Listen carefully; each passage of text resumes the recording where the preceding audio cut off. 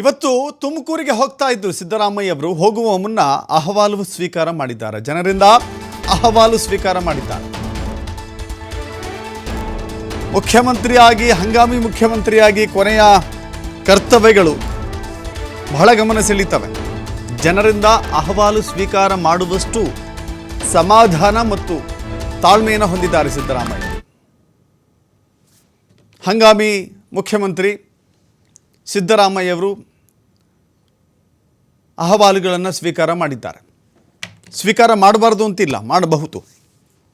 ಅದನ್ನು ಜಾರಿಗೊಳಿಸೋದು ಬಿಡೋದು ಆ ನಂತರದ ಮಾತು. ಕೆಲವೊಮ್ಮೆ ಏನಾಗುತ್ತೆ, ವೈದ್ಯರ ಬಳಿ ರೋಗಿಗಳು ಹೋದಾಗ ಚಿಕಿತ್ಸೆಗೆ ಮೊದಲು ಮಾತನಾಡಿದ್ರೆ ಅನೇಕ ಆರೋಗ್ಯ ಸಮಸ್ಯೆಗಳು ಸುಧಾರಿಸ್ತವೆ.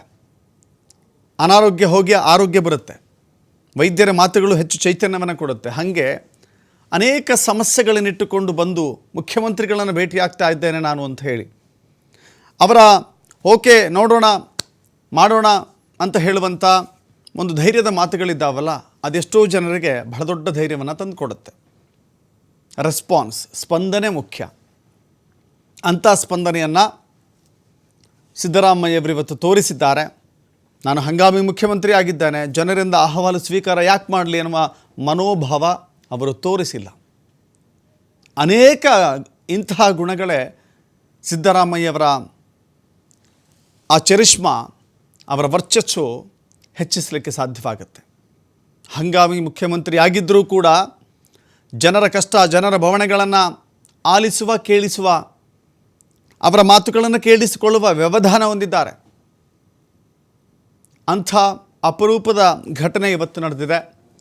ಕಾವೇರಿ ನಿವಾಸದಿಂದ ವೆಂಕಟರಮಣಪ್ಪ ಅವರ ನಿಧನಕ್ಕೆ, ಅವರ ಅಂತ್ಯಕ್ರಿಯೆಯಲ್ಲಿ ಭಾಗವಹಿಸಲಿಕ್ಕೆ ಅಂತ ತೆರಳುತ್ತಾ ಇದ್ರು.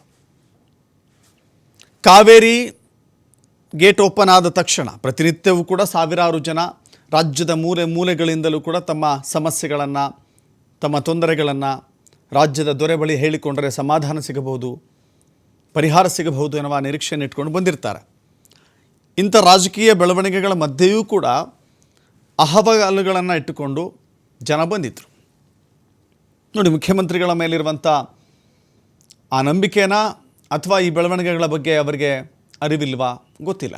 ಆದರೂ ಕೂಡ ಸಿದ್ದರಾಮಯ್ಯವರು ಕಾರ್ ನಿಲ್ಲಿಸಿದ್ದಾರೆ, ಜನರ ಅಹವಾಲುಗಳನ್ನು ಸ್ವೀಕಾರ ಮಾಡಿದ್ದಾರೆ. ಅದು ಇವತ್ತು ಭಾರೀ ಗಮನವನ್ನು ಸೆಳೆದಿರುವಂಥ ಸುದ್ದಿ.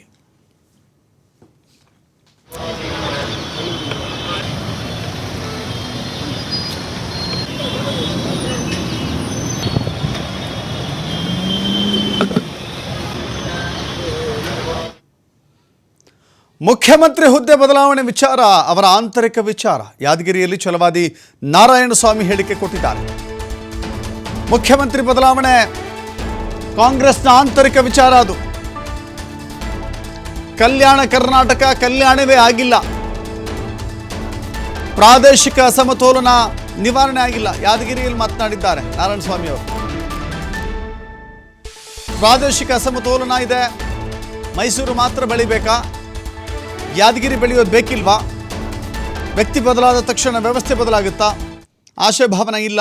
ಒಟ್ಟಿನಲ್ಲಿ ದಲಿತರಿಗೆ ಭಾರಿ ದೋಖ ಆಗಿದೆ, ಯಾದಗಿರಿಯಲ್ಲಿ ಛಲವಾದಿ ನಾರಾಯಣಸ್ವಾಮಿ ಹೇಳಿದ್ದಾರೆ. ಈಗ ಇದು ಬದಲಾಗುತ್ತಾ?